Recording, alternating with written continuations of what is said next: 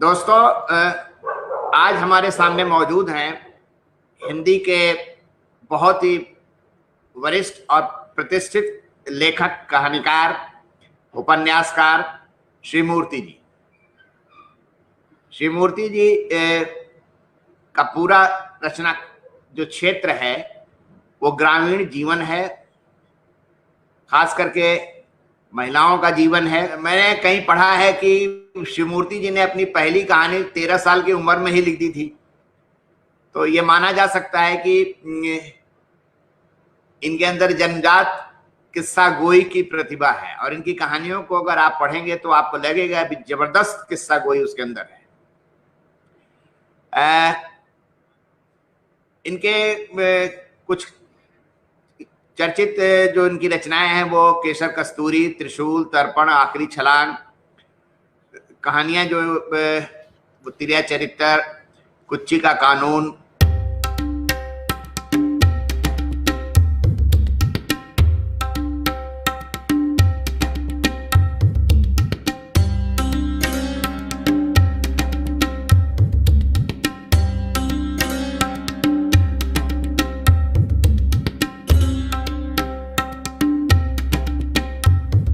मूर्ति जी को बहुत सारे पुरस्कार भी मिले हैं। कथा क्रम पुरस्कार मिला है, हंस पुरस्कार मिला है, सृजन सम्मान इनको प्राप्त हुआ है, अवध भारती सम्मान इनको मिला है। बाकी मैं श्री मूर्ति जी से गुजारिश करूंगा कि वो अपने बारे में थोड़ा और बताएं ताकि हमारे दोस्तों को, हमारे दर्शकों को और जानकारी मिल सके। अपने बारे में बताने के लिए कि क्या बताया जाए, क्या छोड़ा जाए। अब मेरा जन्म यहाँ सुल्तानपुर जिला है, लखनऊ के पास में, इसके एक गांव में हुआ था, उसका नाम है कुरंग। अब मेरा जिला अमेठी हो गया है। और गांव की पैदाइश है, खेती बाड़ी थी थोड़ी बहुत, पिताजी खेती बाड़ी करते थे, तो मैं भी वहीं से निकल करके गांव अगल बगल पढ़ाई लिखाई किया। और जैसा आपने कहा 13 साल की उम्र में पहली कहानी लिखी, तो हाँ, कहानी तो खैर उसे क्या कहेंगे, लेकिन एक प्रयास किया गया था, क्योंकि ये जो जासूसी उपन्यास हैं ये उसी उम्र में हमें पढ़ने के लिए एक दो मिल गए थे। तो मुझे लगता है कि कहानी के प्रति जैसे अन्य कलाएं हैं, गायन है, वादन है, नाट्य है, इसी तरह कहानी कहना या सुनना, इसकी रुझान भी किसी भी बच्चे में शुरुआत से हो जाती होगी। आप देखिए, कहीं पृष्ठभूमि में रहते हुए कुछ बच्चे बहुत अच्छा राग पकड़ लेते हैं, गाने लगते हैं, कुछ और दूसरी कलाओं में निष्णात हो जाते हैं बिना किसी ट्रेनिंग के। तो कुछ ऐसा ही रहा होगा कहानी के प्रति, नेचर ने, प्रकृति ने मेरी रुझान दे दी होगी, तो इसलिए ये धीरे धीरे डेवलप होता चला गया। बाकी अपने बारे में श्री मूर्ति जी, आप मैं आगे बात बढ़ाता हूँ। श्री मूर्ति जी, आप प्रशासनिक सेवा में भी रहे हैं जी, और आपने लंबे समय तक काम किया है वहाँ, तो उसकी पढ़ाई अलग से होती होगी, आपने उसके लिए तैयारी की होगी, बहुत सारी मेहनत की होगी जी। तो और दूसरी तरफ आपके अंदर साहित्यिक अभिरुचि थी, आपके अंदर कहानी और कहानी लिखने, उपन्यास लिखने की प्रवृत्ति अंदर से आपके उमड़ रही होगी, तो आपने इनको बैलेंस कैसे किया? वास्तव में किसी सेवा में जाने की बात तो मन में नहीं थी। यही था कि अकेला माँ बाप का बेटा था और 8-10 बीघे खेती थी, तो जैसे गांव में और सबका होता है इसी तरह मैं भी खेती बाड़ी करूंगा और कहानी लिखूंगा, उपन्यास लिखूंगा। लेकिन बाद में लड़कियां होती चली गईं। पहली बेटी हुई जब मैंने बीए किया, बीए का रिजल्ट नहीं निकला था, तभी पहली पुत्री हो गई, और फिर दूसरी हो गई 2 साल में, तीसरी हो गई। तो ये लगा कि अब केवल खेती से बेटियों की शादी ब्याह करने का मामला सही नहीं रहेगा। तब मुझे पता चला मेरे एक मित्र से कि कंपटीशन की तैयारी भी होती है, उसमें बिना घूस पात दिए नौकरी मिल जाती है अगर आप अच्छे नंबर ले आए तो। उसके पहले तो यही समझता था कि मिल में चले जाइए, अहमदाबाद चले जाइए, सूरत चले जाइए या अध्यापक हो जाइए। तो जानकारी कंपटीशन की हुई और मुझे ज़रूरत भी थी, तो उधर मुड़ा मैं कंपटीशन की तरफ। और ये संयोग ही था, मैं बहुत अच्छा नहीं था पढ़ने में। बीए तो मेरा 3rd क्लास था, एक तरह समझिए प्राइवेट ही किया था, इसीलिए किया था कि कंपटीशन में पीसीएस के लिए क्वालिफाई कर जाऊं, क्योंकि बिना बीए किए हुए आप पीसीएस का एग्जाम ही नहीं दे सकते थे। ये अच्छा था कि डिवीजन की कोई बात नहीं थी, तो बीए 3rd क्लास मैंने पास कर लिया, लेकिन मैं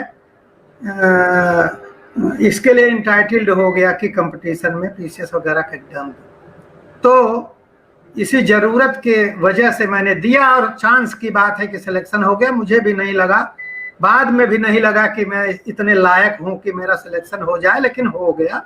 तो इस क्षेत्र में चला आया, लेकिन अपने को कहानीकार तो बहुत पहले से मानने लगा।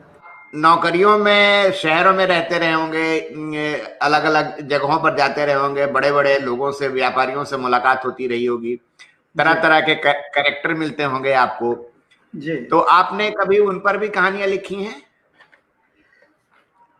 कैरेक्टर्स पर तो लिखी है मैंने।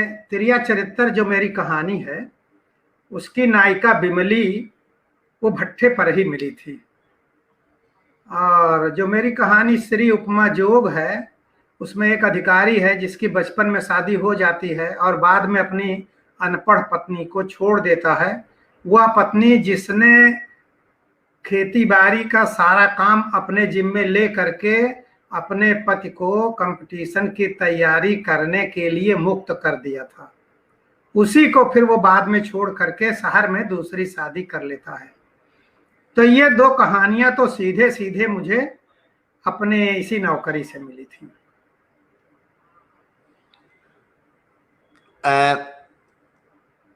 ये बताइए कि गांव की जो स्थिति है, जब आप बचपन में मतलब रहे होंगे वहां पर, और धीरे धीरे गांव की स्थितियां बदलती रही, खास करके जब से मुक्त बाजार की स्थिति आई, है ना, जिसको साहित्य में उत्तर आधुनिकतावाद बोलते हैं जी। तो गांव में परिवर्तन भी काफी हुए। हाँ हाँ हुए। तो आपने आपके जो अंदर लेखक है उसने इन परिवर्तनों को पकड़ने की कोशिश की, पकड़ा उसे? हाँ पकड़ा ही है, थोड़ा थोड़ा करके पकड़ ही रहा है।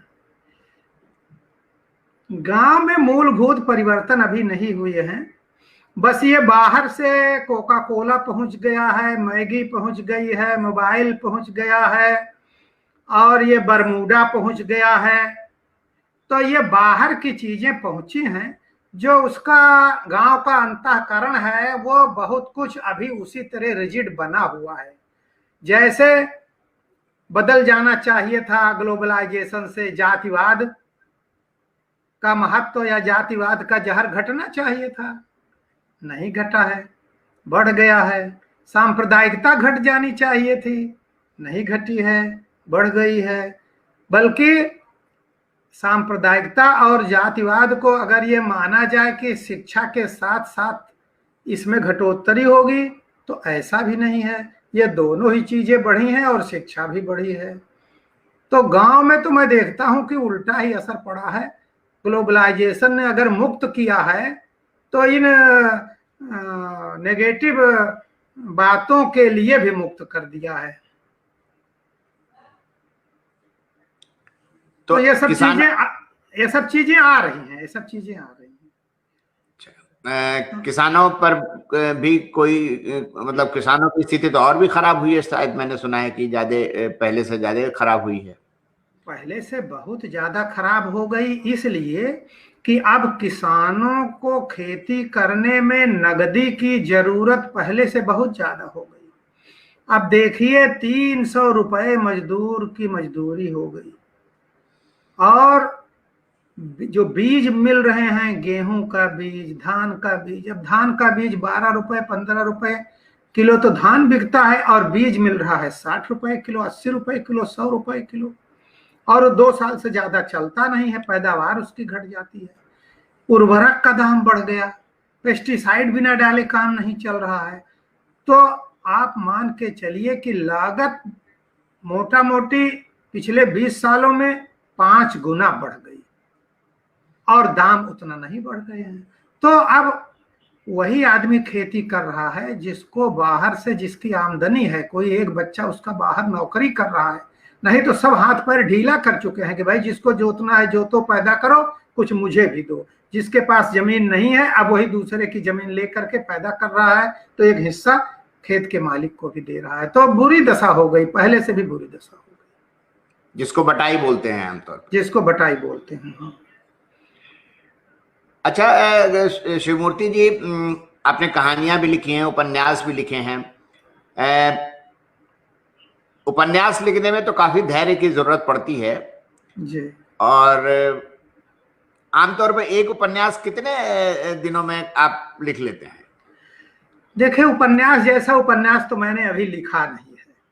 कहानी लिखते लिखते लंबी हो गई तो उसी को एक दो प्रकाशकों ने उपन्यास करके छाप दिया। कहानी के रूप में छपी, उपन्यास के रूप में छप गया, या उपन्यास के रूप में छपी तो कहानी के रूप में छप गया। मैं उसी बॉर्डर लाइन पे अभी हूँ। पहली बार ठीक ठाक कलेवर के उपन्यास पर हाथ आजमा रहा हूँ तो मेरे बस का ही नहीं हो पा रहा है। मैं बार बार पिछड़ जा रहा हूँ, ठंडा पड़ जाता हूँ, सरेंडर कर देता हूँ कि भाई इसमें बहुत मेहनत है। तो वही मेरा उपन्यास चल रहा है। वही अगर हो गया तो समझिए कि इस जीवन में लेखन की सार्थकता हो गई, क्योंकि दूसरा उपन्यास उठाने की मेरी हिम्मत नहीं है। ये रणेंद्र जी वगैरह देखिए, मोटे मोटे उपन्यास धड़ाधड़ दे देते हैं, नौकरी भी कर रहे हैं। मैं तो 10 साल से रिटायर्ड हूं, मेरे पास कोई काम नहीं है, तो भी एक उपन्यास नहीं दे पाया। तो जिसको कहते हैं कि उपन्यास सध जाना, और भी कई लोग हैं जो सीधे उपन्यास लिखते हैं, मोटे मोटे लिखते हैं। 4-5 हिंदी में ऐसे लोग हैं। तो कहानियां तो 1 आध साल में मैं एक कहानी लिख लेता हूं, लेकिन उपन्यास तो अभी ये मुझे लगता है कि 2 साल और लग जाएगा। मैंने सोचा था 2017 में हर हाल में लिख के दे दूंगा, लेकिन नहीं हो पा रहा है। अब तक कहानियों और उपन्यासों में मिला के बहुत सारे पात्र आपने गढ़े होंगे जी। अगर मैं आपसे एक व्यक्तिगत सवाल पूछूं कि आपके दिल के करीब कौन सा पात्र है जो काफी दिनों तक आपको झकझोरता रहा और अभी भी उसकी याद आती रहती है? देखिए, जिस समय आप जो लिख रहे होते हैं वही आपके दिल के करीब होता है। बड़ा बच्चा पैदा होता है तो माँ के दिल के करीब वही रहता है, लेकिन जब दूसरा आ जाता है 3 साल बाद तो वो ज्यादा करीब हो जाता है। तो इस तरह तो नहीं कहा जा सकता। हमारे पास कई ऐसे पात्र हैं, कुछ ऐसे हैं जो पैदा हो चुके हैं, कुछ ऐसे हैं जो अभी पैदा होने वाले हैं। जो पैदा होने वाले हैं वही मेरे दिल के ज्यादा करीब हैं, और जो पैदा हो गए, बड़े हो गए, लोगों से उनकी जान पहचान हो गई, दुनिया में आ गए, उनके प्रति मोहब्बत, उनके प्रति लगाव धीरे धीरे घटता जाता है। और जो अभी आ रहे हैं, जो कोख में हैं, जो कोख में पल रहे हैं, दो पात्र मेरे ऐसे हैं जो कोख में पल रहे हैं और मेरे बहुत अजीज हैं। और उनमें से एक पात्र तो जब मैं दर्जा 6 में पढ़ता था तब से मेरे साथ हैं, और अब जाकर के मैं उनको कागज पर उतार पा रहा हूं। दूसरा पात्र भी 20-22 साल से है, 90 से मेरे पास है, तो 30 साल से, अब जाकर के मैं उसको कागज में उतार पा रहा हूं। ये दोनों मेरे बहुत प्रिय हैं जो अभी आएंगे उपन्यास में। और बाकी तो जो लिख दिए हैं उसमें बहुत सारे हैं। बिमली है तिरिया चरित्र की, केसर कस्तूरी की, केसर है, श्री उपमा जोग, और ये सारे कहानियों में महिला पात्र हैं जो बहुत ही प्रिय थी मेरी और प्रिय हैं भी। आपने कुच्ची की कहानी, जो कुच्ची का कानून जो कहानी लिखी थी जी, मतलब ये तो एक नया विषय है और मतलब बड़ा मतलब जैसे आमतौर पे अमान्य सा विषय है। जी, फिर भी इसकी चर्चा बहुत हुई, लोगों ने इसे बहुत सराहा, इस पर नाटक भी किए गए और शायद इस पर कोई फिल्म भी बनी है शायद। नहीं, फिल्म तो मांगी जा रही थी। मैंने कहा कि आप ये दिखाइए कि आप किसको लेंगे, कौन सा करेक्टर इसमें अभिनय करेगा, मैं संतुष्ट हो जाऊंगा, पटकथा भी दिखा दीजिए, तब मैं एग्रीमेंट करूंगा। तो वो मैंने नहीं किया, क्योंकि अभी मेरे एक उपन्यास तर्पण पर पिछले अप्रैल में, साल भर हो गया, फिल्म रिलीज हुई है। तो जिन्होंने बनाया है लेडी हैं, तो उन्होंने कहा था कि मैं कहानी के साथ पूरा न्याय करूंगी। भरसक उन्होंने किया भी और रिलीज भी हुई है, लेकिन जो ऊंचाई मैं चाहता था वैसा नहीं हुआ। तो आगे बहुत बड़ा कलाकार भी लेगा तो उतना न्याय मेरे मन माफिक कर देगा, ये जरूरी तो नहीं है। लेकिन मैं चाहता हूं कि ये मेरी प्रिय पात्र है कुच्ची, तो मैं चाहता हूं कि इसकी बुलंद तस्वीर अगर सिनेमा पर भी आती है तो आए, यादगार आए। इसलिए अभी उसको मैंने दिया नहीं है, कई लोगों से बातचीत हो रही है। राजकमल प्रकाशन ने इसको सबमिट किया था। बंबई में जो फिल्म लायक कहानियां होती हैं उनके सिलेक्शन का एक कोई प्लेटफार्म है, तो उसमें इसको लोगों ने सिलेक्ट करके कहा था कि ये अच्छी कहानी, इस पर अच्छी फिल्म बन सकती है। लेकिन अभी मैंने किसी को इसे दिया नहीं। नाटक इस पर खेला गया है? हाँ, नाटक कई खेले गए हैं, अभी भी खेले जा रहे हैं। नाटक तो कई कहानियों पे खेले गए, सबसे ज्यादा नाटक तो कसाई बाड़ा पे हुए हैं। कसाई बाड़ा पे? हाँ, ये जनवरी 80 में छपी थी, तो अभी तक कहीं न कहीं, अब तो कुछ कम हो गए, साल भर में 5-6 जगह से खबर आती है। पहले तो हर महीने में, किसी महीने में 2-2 बार। मुझे तो बहुत सारे लोग अनुमान लगाते हैं कि 5000 मंचन इसके हो चुके हैं। मुझे नहीं लगता कि ये संख्या सही होगी, लेकिन बहुत हुए हैं, लगातार होते आ रहे हैं। उसके बाद त्रिया चरित्र पर भी काफी मंचन हुए, और अब इधर कुच्ची के कानून पे निरंतर हो रहे हैं। तीनों कहानियों पे मंचन, नाट्य मंचन हो रहा है, नाट्य मंचन हुए हैं, और फिल्में भी तीनों पर ही बनी।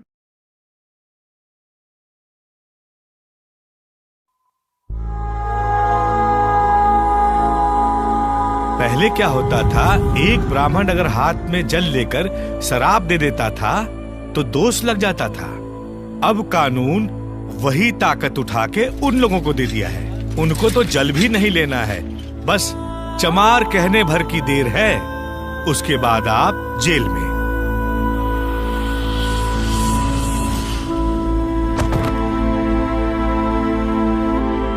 गांव में गरीब गुरबा के इज्जत से जिए के कोनो हक है कि नहीं महाराज? सरकार ने शह क्या दे दिया, कपार पे मुतने लगे हैं ये लोग। मुंह हम नहीं रहे हैं, बस हम अपने कपार पे मुतवाना बंद कर दिए। कांड हुआ है परसों और रिपोर्ट दिखाने आ रहे हो आज? उनका मतलब है चाहे रो चाहे गा, मगर दा यानी कि दा रो गा। ये गुलामी का गमछा जो है ना, हम बरसों से अपने गले में टांग रखे। ये जो टोले की बहन बेटी है ना, इज्जत है हमारी।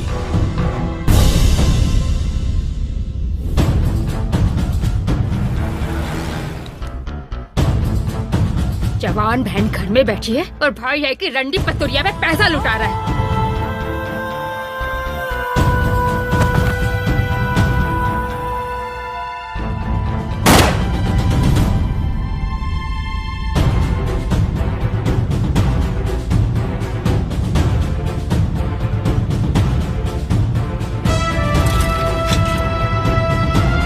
बहुत ही भाग्यशाली होता है जो बेटी का कन्यादान करता है। हरिजन एक्ट में रपट दर्ज करवाएंगे ना, तब अकल ठिकाने आएगी इन लोगों की।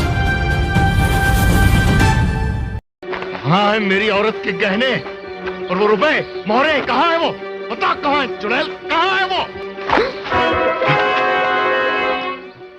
कमा डालूंगी।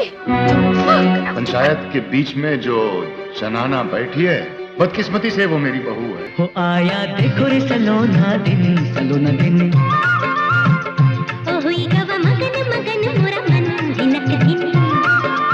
अरे खाना बनाने में तो बिमली एकदम उस्ताद है, लेकिन क्या फायदा, खाएगा कौन? 10 साल हो गए, ससुरे मर्द का कोनो पता ही नहीं। तुझसे लाख बार कहा, इतना बनाव सिंगार हमसे बर्दाश्त नहीं होता। बर्दाश्त नहीं होता तो आंखें फोड़ ले अपनी। हमारे घर की बहू की बदनामी हो, ये मुझे बर्दाश्त नहीं हो। लड़की सियानी हुई, उसे ससुराल भेज देने में इज्जत है। आज सर बहुत दर्द कर रहा है, बदन भी टूट रहा है, जरा तेल गरम करके तो देना। मैं आपके पैर पर, मुझे मेरे घर भेज दीजिए। जब वो कलकत्ते से आ जाएंगे तो मैं खुशी खुशी वापस आ जाऊंगी। दूर कर दो इसको मेरी नजर से, यहाँ से। नहीं, मुझे बस का फैसला बिल्कुल मंजूर नहीं। सारा नखरा घर में ही दिखाएगी। अरे वो ड्राइवर के साथ गुलछरे नहीं उड़ाए थे तूने? अरे मैं तो उसको जिंदा जला देना चाहती थी, लेकिन बच गया, लेकिन मैं इसको छोड़ूंगी नहीं, इसको मैं कच्चा खा जाऊंगी। अरे क्या कर रही हो?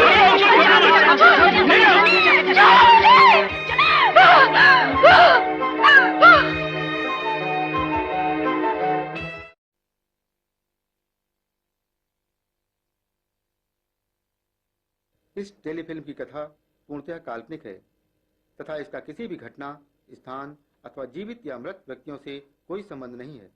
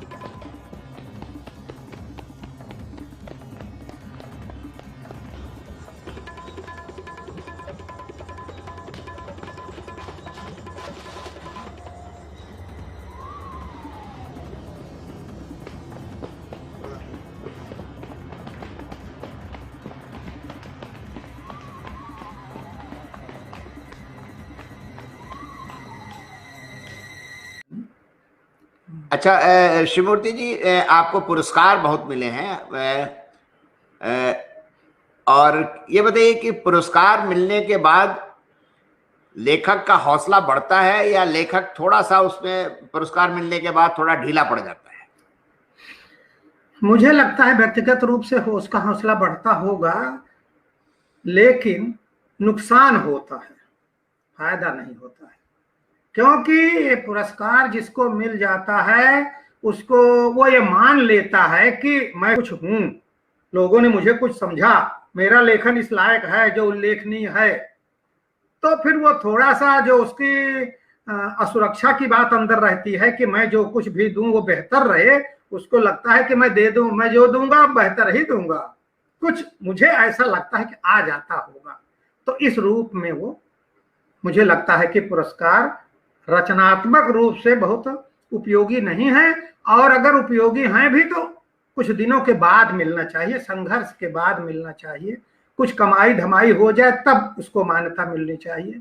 तुरंत ही अगर मान्यता मिल जाती है तो निश्चित रूप से वो उसकी रचनात्मकता पर विपरीत प्रभाव डालता है, ऐसा मेरा मानना है। एक जमाना था कि जब ज्ञानपीठ ने कई नए लेखकों को धड़ाधड़ पुरस्कार दिए जी, और बाद में पता चला कि उन लेखकों की तो लेखनी ही बंद हो गई।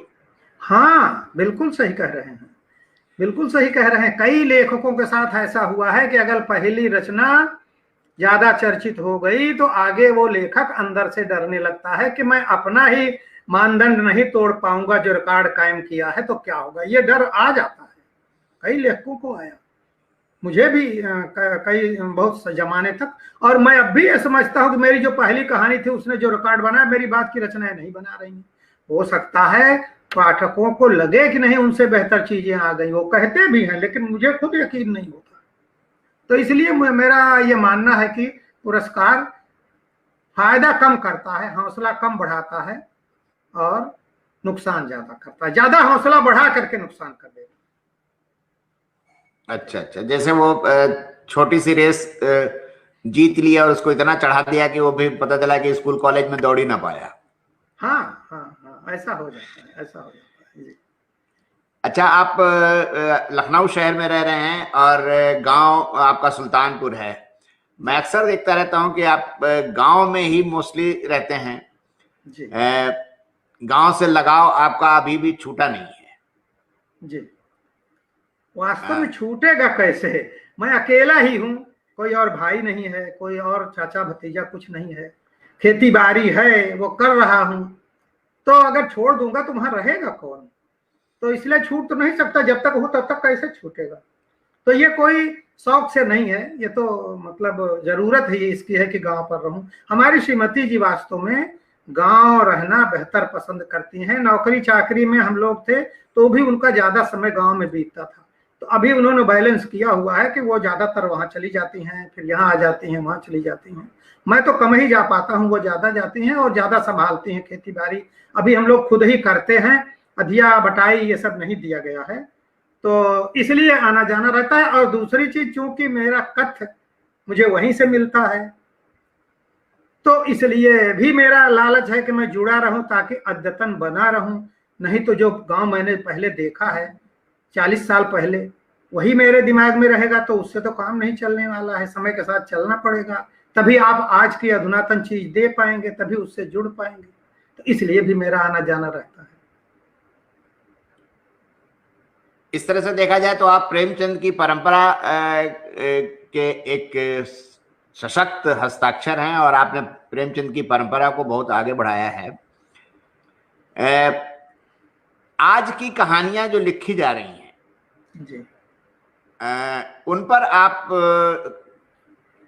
की टिप्पणी जानना चाहता हूँ। आज जिस तरह से कहानियां गढ़ी जा रही हैं, जो कथ्य सामने आ रहे हैं,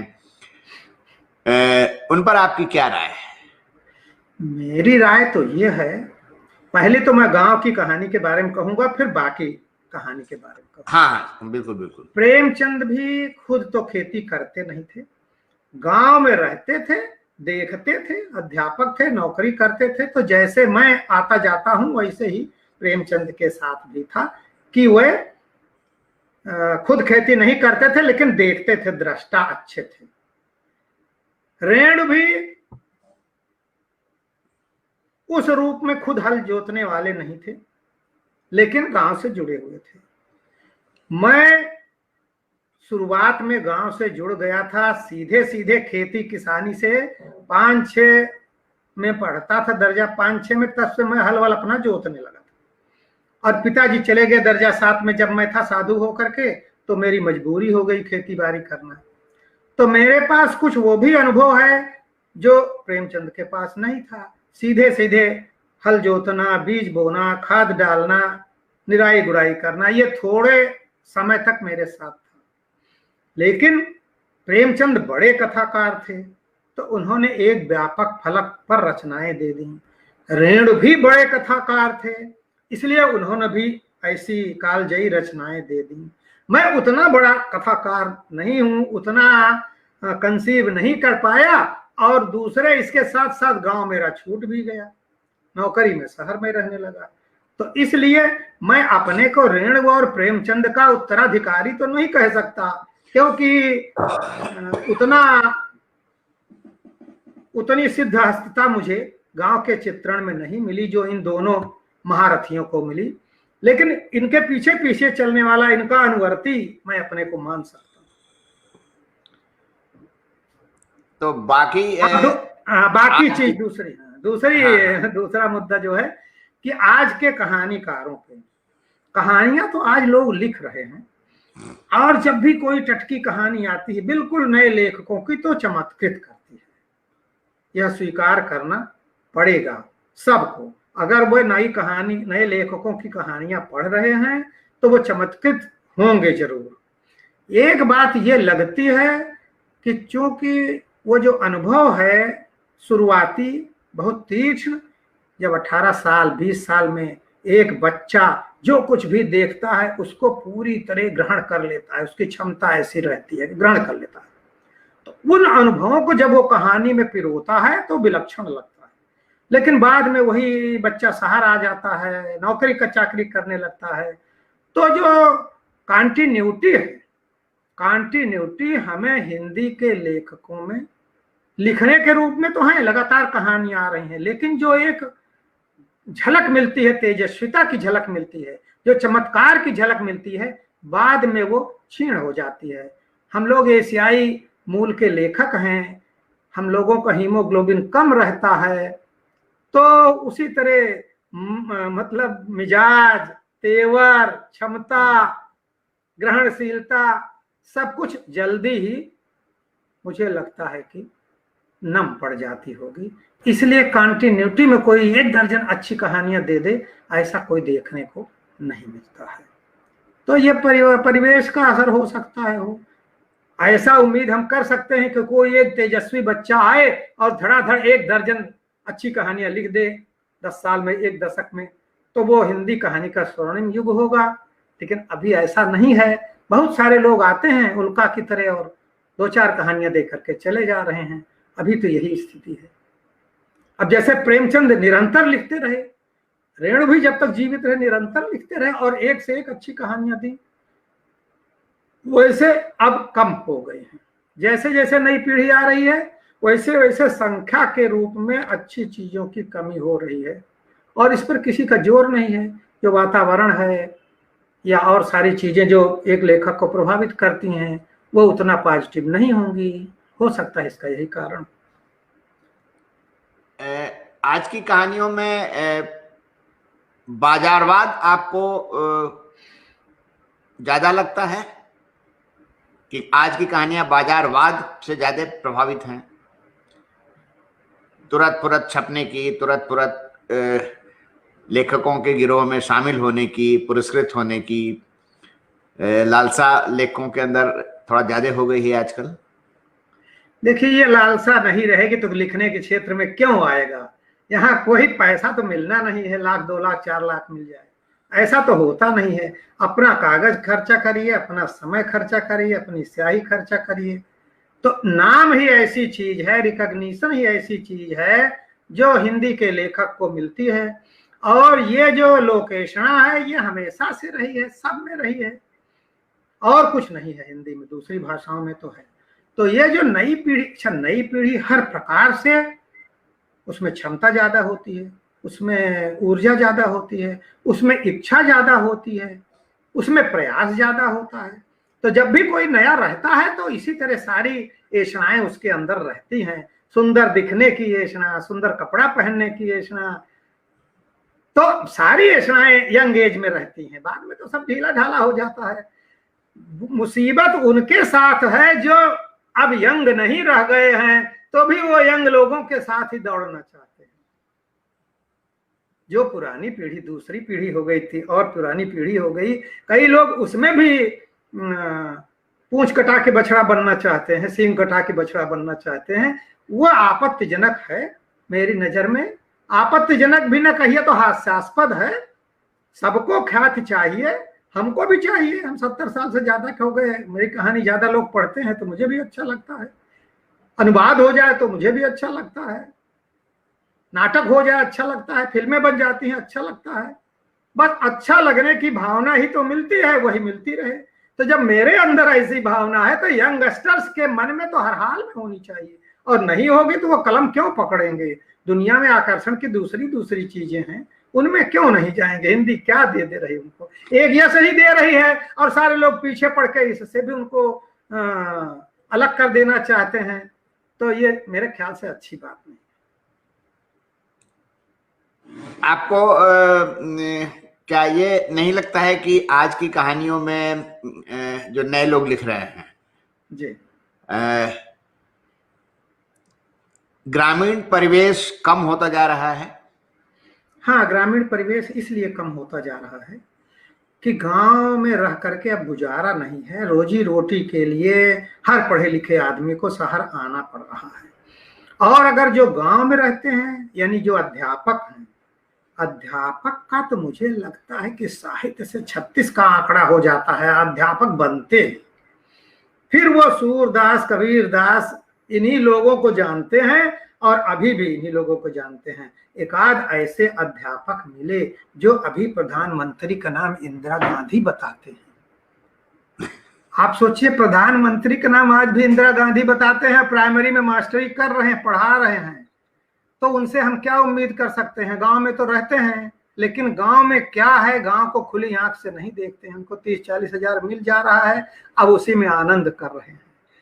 तो रचनात्मक दृष्टि भी हो, रचना करने की इच्छा शक्ति भी हो, और गांव के माहौल में रहकर गांव को देखने का मौका भी रहे। ये सारे चीजें जब एक जगह इकट्ठी हो जाएं, तब अच्छा लेखन हो सकता है। लेकिन ऐसी चीज जो देखता है, जो झेलता है, वह लिख नहीं सकता है। उसको इतनी फुर्सत नहीं है अपने गृहस्थी के बैडंड से कि वो लिखने में लगे। और जो लिखने की जिसको क्षमता है वो छोड़ के चला आता है, तभी उसको फुर्सत मिलती है। गांव बिना छोड़े फुर्सत नहीं मिलती है, तो फिर वो उसका लिखना छूट जाए, उसमें फिर वो प्रामाणिकता नहीं रहेगी। जिसके पास प्रामाणिकता है उसके पास समय नहीं है, जिसके पास समय है उसके पास प्रामाणिकता धीरे धीरे खत्म होती जाती है। तो इस वजह से गांव पर लिखना घटता चला जा रहा है। हमारे गांव में पाठक बहुत हैं, हमारे एक आध मित्र हैं जो पढ़ते हैं, अच्छी अच्छी समीक्षा करते हैं, लेकिन वो लिख नहीं सकते क्योंकि उनको इतनी फुर्सत नहीं है। गांव में हमारे लेखक जाते हैं तो शाम को ही वो आ पाते हैं, दिन में नहीं आ पाएंगे मिलने, उनके अपने खेती के काम है। हमारी कहानी कसाईबाड़ा का एक पात्र है अधरंगी, उसका नाम नंदलाल यादव है। उसको मैंने बताया कि लेखक लोग आ रहे हैं, तुमसे मिलेंगे। आया भी, लेकिन शाम को आया और उसने बताया कि क्या करें, दिन का टाइम तो मेरी भैंस का है, उसको तो मैं करटेल नहीं कर सकता हूं, शाम का समय ही मैं लेखक लोगों को दे सकता हूं। उसने कहा कि दिन का समय तो मेरी भैंस के नाम है, उसको मैं काट नहीं सकता, तो शाम को ही मैं लेखकों को समय दे सकता हूं। फिर शाम को वो आया। तो इस तरह पूरा गांव का जो जीवन है वो बंधा हुआ है, सुबह से शाम तक काम में लगा हुआ है, तो उसको लिखने की फुर्सत नहीं। इस वजह से प्रामाणिक लेखन गांव से नहीं आ रहा। जैसे हमें गांव पे बहुत इच्छा थी कि लिखें, लेकिन पूरी जिंदगी 24 साल की उम्र से गांव छूट गया, और उसी को हम झेलते होते। मेरी समस्या, गांव की समस्या मेरी भी समस्या होती, प्राइमरी समस्या होती, तो हो सकता है और बेहतर लिखते। ये लगता। आपने अपनी कुछ कहानियों का पाठ अपने गांव वालों के सामने किया है? नहीं, गांव वालों ने कहानियां पढ़ी हैं, लेकिन मैंने पाठ नहीं किया। पढ़ने के बाद उनकी क्या प्रतिक्रिया रही है? अगर मान लीजिए उन्होंने कुछ कहानियां पढ़ी हों। अच्छा लगता है उनको, अच्छा लगता है, कहते हैं ठीक है। उसमें कुछ चेहरे पहचानने की भी कोशिश करते हैं कि ये तो लगता है ये फलाने के बारे में आपने लिखा है। कुछ मित्र हैं जिनको पढ़ना अच्छा लगता है। मेरे गांव में 4-5 लोग हैं, आसपास 1 दर्जन लोग हैं जो मुझको भी पढ़ते हैं, दूसरों को भी पढ़ते हैं। हमारे गांव के लोग रेणु के बारे में जानते हैं, प्रेमचंद के बारे में जानते हैं, मेरे बारे में भी जानते हैं, औरों के बारे में भी जानते हैं। तो ऐसे कुछ पढ़ने वाले लोग हैं, लेकिन उनकी संख्या ज्यादा नहीं है, और नई पीढ़ी में बहुत कम लोग हैं जो साहित्य को पढ़ें, चाहे मेरा हो चाहे दूसरा। आज अगर देखा जाए तो लघु पत्रिकाएं तो अब निकल नहीं रही हैं, कम निकल रही हैं, और पत्रिकाओं में भी 4-5 पत्रिकाओं को छोड़ करके कोई अच्छी पत्रिका नहीं निकल रही है। इन सारी परिस्थितियों में अगर मान लीजिए कि कोई लेखक, युवा लेखक आपसे मिलता है और आपसे सलाह लेता है कि मैं आपकी तरह या रेणु की तरह या प्रेमचंद की तरह या भीष्म साहनी की तरह मैं लेखक बनना चाहता हूं, तो उसको आप क्या सलाह देंगे? पहले हम सलाह देते हैं कि हाँ लिखिए भाई, लिखते ही रहिए, लेकिन केवल लिखने पर ही आश्रित मत हो जाइए कि बाद में जिंदगी जो है कठिन हो जाए। ऐसा नहीं, रोजी रोटी का इंतजाम कर लीजिए और लिखिए, उसी में साधिए, मतलब दोनों चीजें साधिए। केवल लिखने से काम नहीं चलने वाला है, इसलिए रोजी रोटी को भी साधिए। अब जैसे मैं ही कॉम्पिटेटिव एग्जाम न देता, नौकरी में न आता, तो उसी में घिस जाता गांव में, तो कहाँ लिख पाता, नहीं लिख पाता। तो दोनों चीजें जरूरी है। बहुत सारे लोगों का जीवन एकांगी हो जाता है, लिखने में बहुत आगे चले जाते हैं, लेकिन बाल बच्चों का पारिवारिक जीवन कष्टकारी हो जाता है। तो मुझे लगता है कि बाल बच्चों के प्रति भी आपका उत्तरदायित्व तो है। पुराने जमाने में रोमांसिज्म रहता था कि हमें दुनिया से क्या काम, हमें बाल बच्चों से क्या काम, हम कुछ विशिष्ट हैं। तो मुझे लगता नहीं कि लेखक विशिष्ट है, वो उसका अपना शौक है लिखना, लेकिन उस शौक को बाल बच्चों के रिस्क पे, बाल बच्चों के सुख को करटेल करके, उनकी सुविधा को करटेल करके, उनके हिस्से को करटेल करके लिखने का शौक पाला जाए, ये अच्छी बात नहीं है और दिनों दिन ये अच्छी बात नहीं रहेगी। पहले हो सकता है रही, पहले जिंदगी आसान थी, संयुक्त परिवार था, एक भाई कवि हो जाता था, झोला लेके घूमता था और दहाड़ता था मंच पर, तो सब लोग खुश होते थे कि मेरे भाई कवि है। अब जिसका जो कवि हो जाएगा उसके बाल बच्चों को कोई पढ़ाएगा नहीं, फीस नहीं देगा, सब अपना बंटवारा कर लेगा। तो वक्त बदला है, तो एक सामंजस्य रखना पहले की तुलना में अब मुझे लगता है ज्यादा जरूरी। उनको साहित्य पढ़ने की भी सलाह देंगे? हाँ, पढ़ने की सलाह मैं देता हूँ और ये कहता हूँ कि भाई मुझसे 100 किताबों की लिस्ट ले जाइए और 10 साल में पढ़ लीजिए।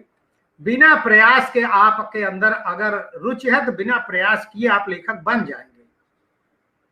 100 किताबें पढ़ लीजिए तो आप अगर लगे रहेंगे तो अगले 10 साल में 10 उपन्यास आपके दिए जाएंगे, क्योंकि जीवन का अगर अनुभव है आपको और लेखन की कला जान लिए, प्रस्तुतिकरण जान लिए, भाई कहानी आर्ट भी है और क्राफ्ट भी है, तो क्राफ्ट भी सीखना चाहिए। शैली जिसके अंतर्गत आती है, भाषा जिसके अंतर्गत आती है, शिल्प आता है, और आर्ट तो वो है ही है। आर्ट तो है कि आप जिंदगी का वो टुकड़ा सेलेक्ट कर लीजिए, आप इतना समझदारी हो कि क्या चीज हम प्रस्तुत करें कि लोगों को पसंद आए। तो क्राफ्ट और आर्ट दोनों का विकास आप पढ़ेंगे तो हो जाए। आजकल अगर देखें तो सामाजिक स्तर पर, राजनीतिक स्तर पर, आर्थिक स्तर पर स्थितियां काफी दिन पर दिन खराब होती जा रही हैं जी। ऐसे में आप एक सक्रिय और सचेत लेखक की क्या भूमिका होनी चाहिए, इस पर आपकी क्या राय बन रही है? देखिए, सरोकार जन्य लेखन ही को मैं सही लेखन मानता हूँ। आपके लिखने, आप केवल मनोरंजन के लिए या स्वांतः सुखाय के लिए लिखते हैं तो मैं समझता हूं कि साहित्य के प्रति आप न्याय नहीं कर रहे हैं। आपका लेखन सार्थक होना चाहिए, उसमें ये सरोकार निहित होना चाहिए कि आम जन जो है, हमारी जनता जो है, उनके आपके कुछ लिखने से उनकी जिंदगी में कुछ सार्थक, कुछ रचनात्मक, कुछ पॉजिटिव जुड़े।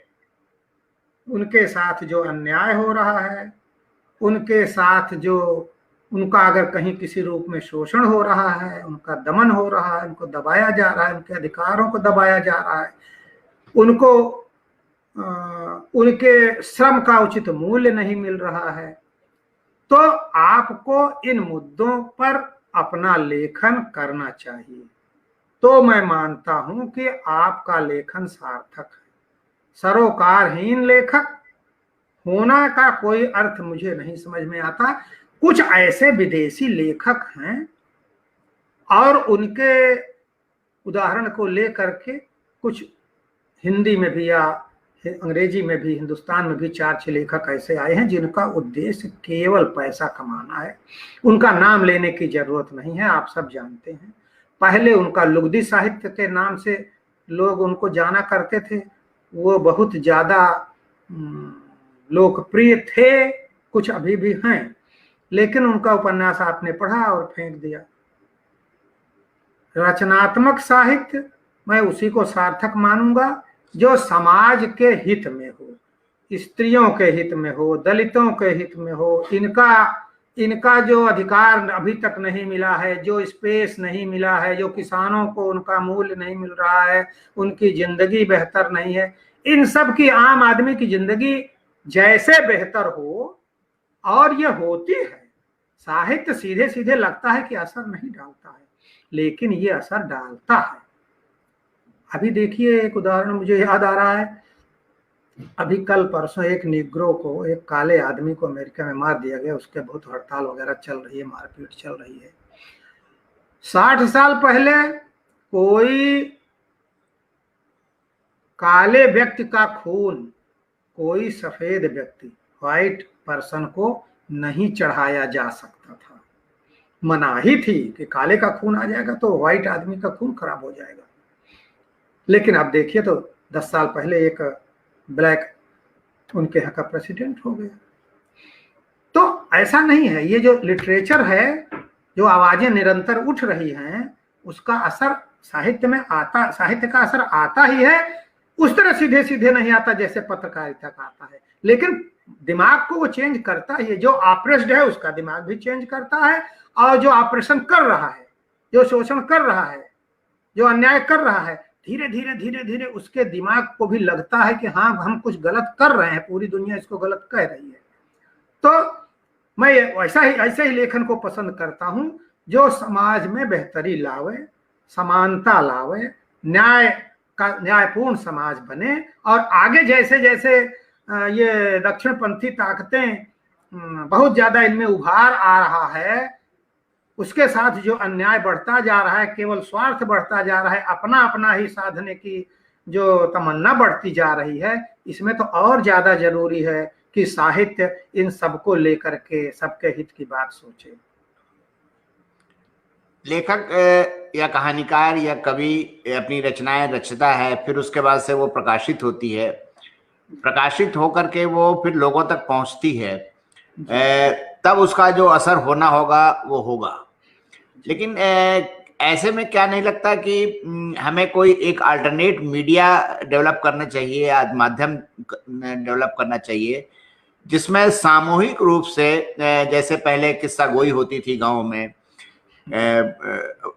उस तरह का कुछ चौपाल में या कहीं पर भी, या जैसे बैठ करके कहानियां पढ़ी जाएं, ताकि तेजी से लोगों तक कहानियां पहुंचे, रचनाएं पहुंचे। क्या इसके बारे में आप क्या सोच रहे हैं? पहले तो मैं नहीं सोचता था, लेकिन अभी 15-20 दिन से देखने में आ रहा है। जैसे आप बहुत दूर बैठे हुए हैं, मैं बहुत दूर बैठा हुआ हूं, हम लोग आपस में बात कर ले रहे हैं। ये जो इलेक्ट्रॉनिक मीडिया ने ये सुविधा दी है, तो जैसे सेमिनार के लिए हम कभी बंबई जाते थे, कभी पटना जाते थे, मुझे तो लगता है कि इस तरह कोऑर्डिनेट कर लिया जाए और 50 लोग एक जगह बैठ करके अपनी अपनी बात कह सकते हैं और सुन सकते हैं, और एक कदम भी कहीं उठकर जाना नहीं है। तो मुझे लगता है ये कोरोना काल का एक पॉजिटिव उपलब्धि जैसा लग रहा है कि हम लोग दूर दूर बैठ करके भी अपनी अपनी बातें कह रहे हैं और सुन रहे हैं। ये पद्धति बढ़नी चाहिए। मुझे तो लगता है अब कि एक दिन ऐसा आएगा 10-5 साल में कि कोई कहीं नहीं जाएगा और सब अपनी अपनी जगह रह करके इसी तरह ऑनलाइन हो जाएंगे और दिन भर बहस चलेगी तो भी कोई फर्क नहीं पड़ेगा। तो ये तरीका बहुत अच्छा है, इसी तरीकों को डेवलप करना चाहिए इन कामों में, जो कि हम कहानी के माध्यम से कह रहे हैं और बहुत देर में जो आप कह रहे हैं पहुंच रही है, तो तुरंत हम क्या सोचते हैं ये तुरंत पहुंचे। और स्ट्रेटजी भी बन सकती है कि साहित्य के अलावा हम किस प्रकार से लोगों को जागृत कर सकते हैं कि जो चीजें बहुत जरूरी हैं, जो मांग उठानी जरूरी है, उसके लिए हम सब लोगों का एक बड़ा समूह तैयार करें। और मुझे लगता है कि ये जो मीडिया इस तरह से शुरू हुआ है, ये अच्छा रोल अदा कर सकता है। शिवमूर्ति जी, मैं अब आखिरी सवाल और हम बंद करेंगे अब, कि आपने बताया कि आप एक उपन्यास लिख रहे हैं, और आगे की क्या योजनाएं हैं आपकी उस उपन्यास के अलावा? देखिए, वो उपन्यास बहुत विस्तृत है और उसमें इमरजेंसी के समय से लेकर के और 2015 तक का कार्यकाल हमने लिया है। वो सामान्य जैसे उपन्यास लिखे जाते हैं, मैं उसमें कुछ अतिरिक्त देना चाहता हूँ, जिससे उसके फार्म में भी कुछ चेंज है। जैसे हमारे गांव में 100 साल पहले, 50 साल पहले तक ऐसे लोग थे जो जानवर चराने सामने जाते थे और 2 घड़े लेकर के जाते थे, बहंगी बनाकर, तो पेड़ लगाते थे बबूल के झांठा कांटे से उसको रौंदते थे और तालाब से पानी ला करके उसमें डालते थे और दिन भर यही करते थे, क्योंकि ऊसर में जानवरों को छोड़ दिया गया, वो लोग चल रहे हैं, एक दो बच्चे हैं वो देख रहे हैं। तो ऐसे लोग हमारे गांव में थे और उन्होंने पूरा जंगल खड़ा कर दिया था। और खाली एक ही बिरादरी की बात नहीं, उसमें यादव लोग भी थे, पाल लोग भी थे, ठाकुर लोग भी थे, ब्राह्मण लोग भी थे। आप समझिए कि हमारे यहाँ एक ब्राह्मण थे, उनको तो 300 साल हो गया, अभी तक लोग उनका नाम लेते हैं, तिवारी परिवार था। उन्होंने हमारे गांव के चारों तरफ 1000 से ज्यादा महुए के पेड़ लगा दिए थे, जो हमारे बचपन तक थे। जब जमींदारी टूटी तब उन्होंने बेचना शुरू कर दिया कि अब जो इस जमीन का पट्टा लेगा। जब जमींदारी टूटी तो जमींदारों ने सस्ते महंगे दामों पर अपनी जमीन का पट्टा देना शुरू कर दिया। उस जमाने में हमारे यहाँ 60 रुपए में 1 बीघे का पट्टा हो जाता था। तो तिवारी परिवार ने यह सोचा कि अब ये जमीनें जो लोग ले लेंगे वो हमारा पेड़ उनके पास चला जाएगा, तो हमारा स्वामित्व तो खत्म हो जाएगा। तो उन्होंने बेचना शुरू कर दिया, कुछ बहुत बेचा, बाद में चकबंदी आ गई सन 70 में, तो कहा कि अभी दूसरे के चक में चला, उन्होंने बेच दिया। अब इस समय हमारे गांव में महुए के उन पुराने पेड़ों में से शायद कोई एक आध हो नहीं है। इसी तरह दूसरे लोग भी थे, वो यादव परिवार था, उनमें भी 2 लोग 2 भाई यही काम करते थे। अब वैसे लोग नहीं हैं। तो हम अपने उपन्यास में ऐसे कथानक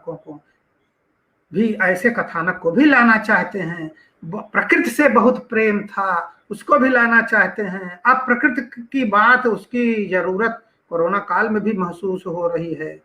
तो जो हम एक अंधी दौड़ में शामिल थे, उस अंधी दौड़ के जो नुकसान हुए हैं, और फिर मुझे लगता है कि आदमी को रुक करके सोचना पड़ेगा, और जो हमारे यहाँ पहले से ही परंपरा में था उस पर भी देखना पड़ेगा। इन सब बातों को भी अलग अलग तरीके से, कुछ फ्लैशबैक में, कुछ करंट में करके ये उपन्यास ला रहे हैं। मुझे लगता है मैं इसी में चुक जाऊंगा, इतना थक जाऊंगा।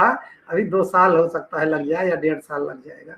तो उसके बाद कुछ करने की हालत में रहूंगा कि नहीं रहूंगा ये नहीं कह सकता। मैं यही मतलब चाहता हूं कि इसको लिखने भर का समय मुझे मिल जाए तो मैं मान लूंगा कि जीवन सार्थक हो गया। लेकिन अगर इसको अधूरा छोड़ के जाना पड़ा तो बहुत खलेगा। नहीं, आप स्वस्थ रहें और सक्रिय रहें, और हम लोगों को इसी तरह से मार्गदर्शन हम लोगों का करते रहें। शिवमूर्ति जी, बहुत बहुत धन्यवाद मुझे समय देने के लिए, और ये बात लोगों तक पहुंचेगी, लोगों को बहुत अच्छा लगेगा। बहुत बहुत धन्यवाद। धन्यवाद, आप सबको धन्यवाद।